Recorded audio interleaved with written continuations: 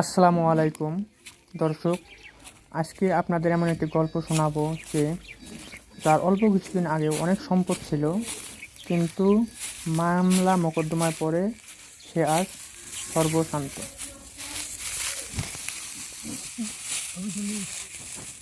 ব্যাপারি কি করবেন একছেন? ধান বান্ধেন? কতক্ষণ বান্ধি দেন?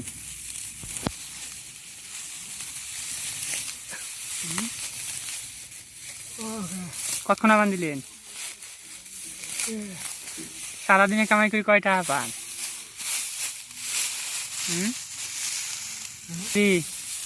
সারাদিনে কামাই করে কয় টাকা পান? 300 টাকা দিয়ে সংসার চলে? করবে পান না? কে তোমার বেড়া বেড়ি নাই ব্যাপারি? দেখে না তোমার? কে দেখে না? কে তোমরা সেই ব্যস্ত নাকি? তোমরা সেই ব্যস্ত আলা? আইসো একটা শ্যামা যায়, তোমার একটা কথা নিমো, কয়া যাবে?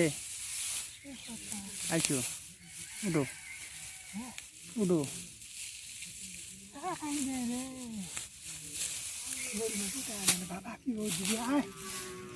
তোমরা বলে আসলে সে ধনী ছিলেন, জেলা মানুষের থাকতে পায় নাই, ঘর বাড়ি ছিল না, খেলা বলে তোমার সেই জায়গা জমি আছিল, দুতলা বাড়ি আছিল, কেমন করে কি হইল না কন্ত দেখাও? 3 তলা ঘর আছে।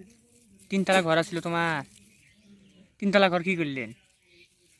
মামলা মোকদ্দমা, মুকুল কাটি মকবুল করে, ছিনতাই মামলা করে।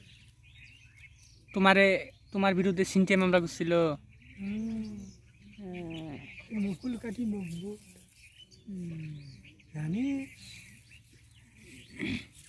এলা মামলা করি এলা দেন কামলা নাকি? তাদের কামলা জমি পাং 3.5 বিঘে তাদের জমি 3.5 বিঘে পান দেয় না? না। মামলা দেখি ব্যাপারি তোমরা কয় বিঘে জমি পাচ্ছিলেন?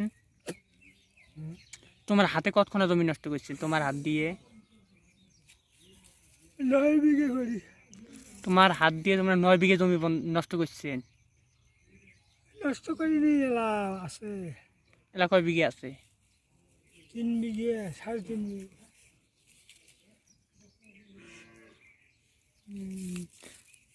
3 বিঘে, তার মানে 9 থেকে 3 গেলে আরো 6 বিঘে নষ্ট করছেন নাকি? মানে মামলা টানতে টানতে 6 বিঘে গেছে নাকি? এলা 3.5 বিঘে পাং।